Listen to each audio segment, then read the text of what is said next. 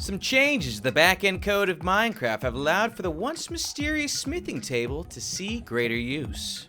Right now, all the smithing table is used for is to turn your diamond gear into netherite gear. But what if there were more to it than that? Today, we explore 10 additional concepts that allow you to use your smithing table in new and different ways. From storage block transferring to exciting new weaponry textures. You could even stash secret items into the most random of objects. This all comes in the form of MBT data transfer finally being enabled for smithing tables in-game. So, let's find out more. 10 new ways to use the smithing table. We start with number 1, tool progression alternatives. Now, currently, you're all aware of how you get craftings with swords in game. You know, as it currently stands, you use a crafting table. Who'd have thought, right? Oak planks, stick, as you might expect, drop them in the middle, there you go. But here's where things change. You might normally make a cobblestone sword by doing the following recipe as you see right there, but with custom smithing table recipes, we can change that.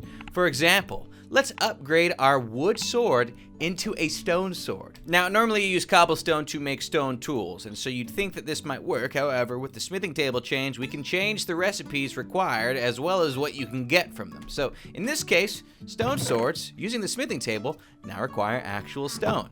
Simply place your sword in question right there, and the material you want to use, and you can literally upgrade your wooden sword over to a stone sword, just like that. Yeah, baby, the beatdown begins!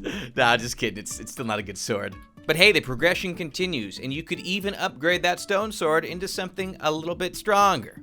Or weaker. Actually, yeah, I'm pretty sure gold swords are weaker. But anyways, you can still do it. So, take that stone sword, grab a gold ingot, and just like that, we've changed the way you can acquire weaponry. Now, this is going to be more exciting for map makers than anybody else, but the possibilities here are literally endless, right? We can continue to upgrade that into iron swords, and hey, we could even turn the iron sword into, well, you guessed it, a diamond sword. So, it technically does make for a cheaper recipe, because in this case, it's only using one of the materials instead of two. But you could even go one step further and, as you might expect, turn your diamond sword, well, into the netherite that you're used to. So, map makers rejoice because you now have plenty of options to modify MBT. Now, this is just a basic example of what you could do to change a smithing table. Let's get a little bit more advanced. Chest transfer. That's number 2 today.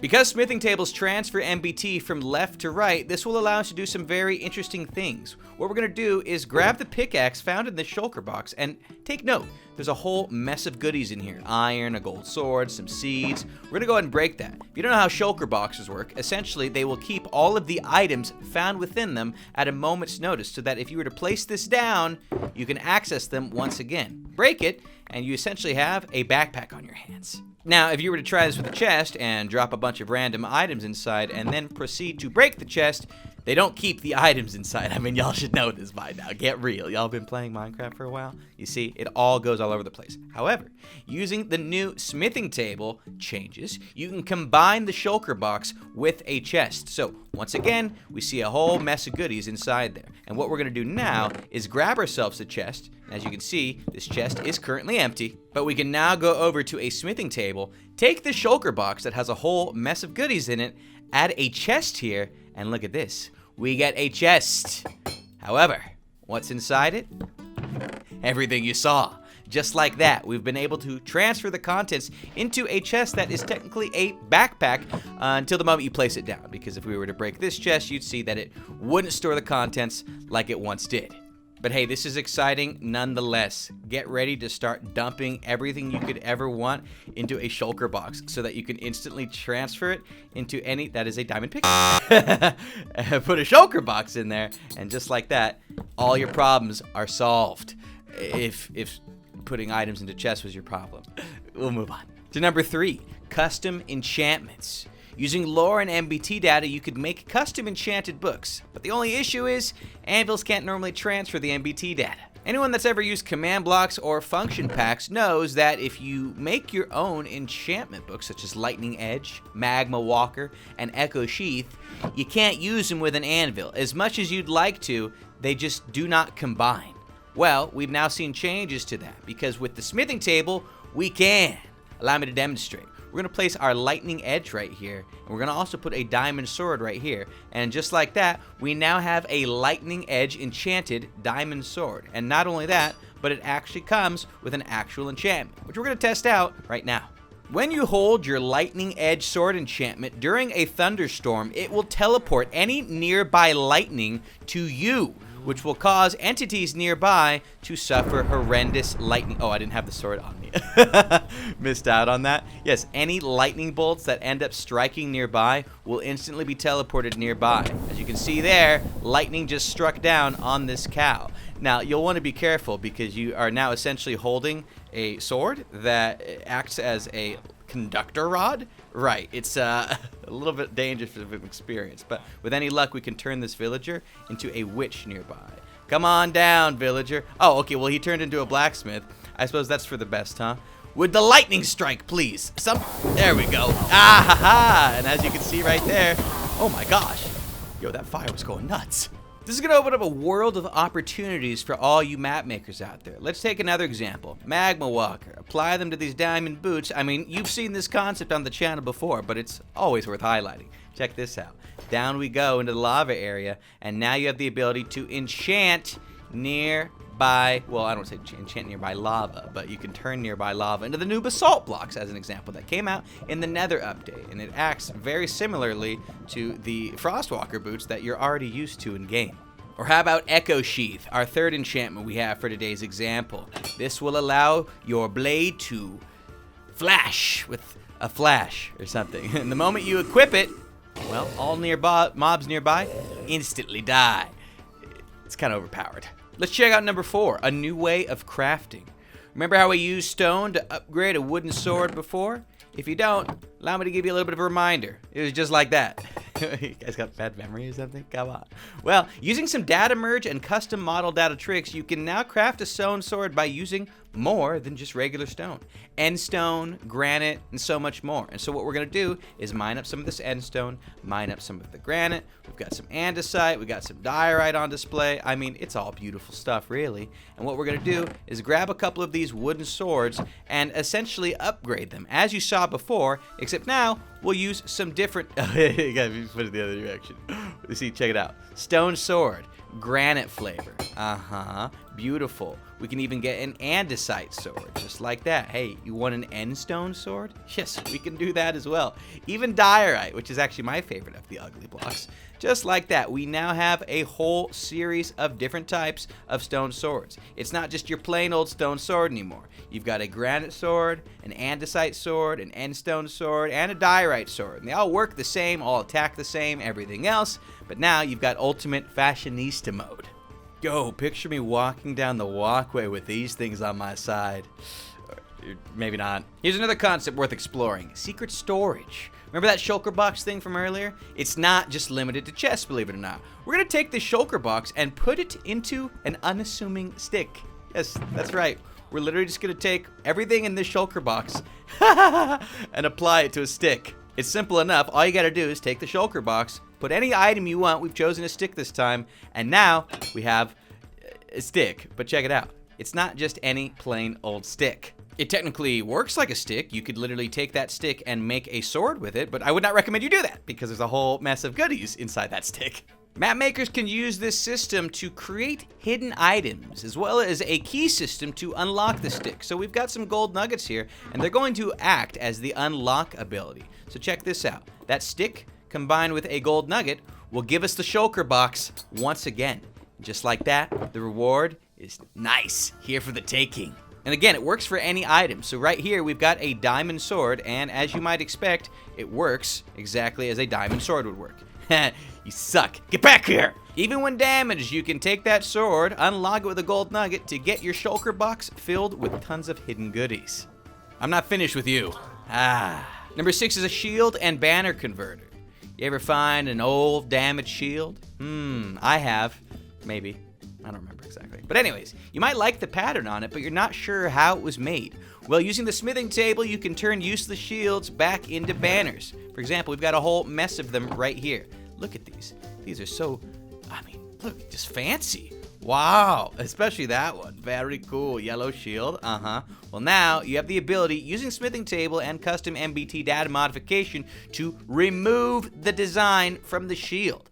you'll need to do some special movements first. For example, you'll need to start with the appropriate banner type, so the banner you use should have the same color as the shield. For example, we've got this green shield, lime legend, and green roundel. If you didn't know how to make that, all you need to do now is take a banner that matches, and just like that, we've turned that shield into a banner. Same story, take the yellow shield, place on a yellow banner. You can now turn it into the banner with the actual design on it that you were just looking at. And the list goes on and on. Blue sign is that the, yep. Well, okay, that's not the right color banner, but that's why you'll want to start with the appropriate color one. So we won't change that one. That would be bad news, but we can start with blue. Actually, I don't think I have a, anyways, let's start with the one we do have. Green. There we go. Yeah, that's why you'd want to make sure you're starting with the appropriate banner type. Otherwise, you're going to get in trouble. Again, these are all concepts, so they're not fully fledged out, but these are things you'll be able to do if you are a map maker or command block engineer. Number 7, secret messages. Everybody's favorite. This is kind of similar to the chest storage thing. You can maybe use it for a puzzle map or something similar. You can write a written book and store it into a die or, again, any item of your choice. So, what we have here is a lovely book and quill. Subscribe. From there, you just click sign, and we'll go ahead and say secret. Secret.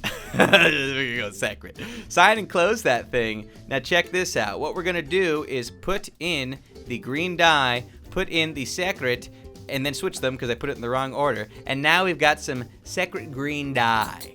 Beautiful. But the book information is literally stored within this die. So now what we can do is take a plain old book that you might have in your world, and we can combine it with the smithing table. Y'all ready for this?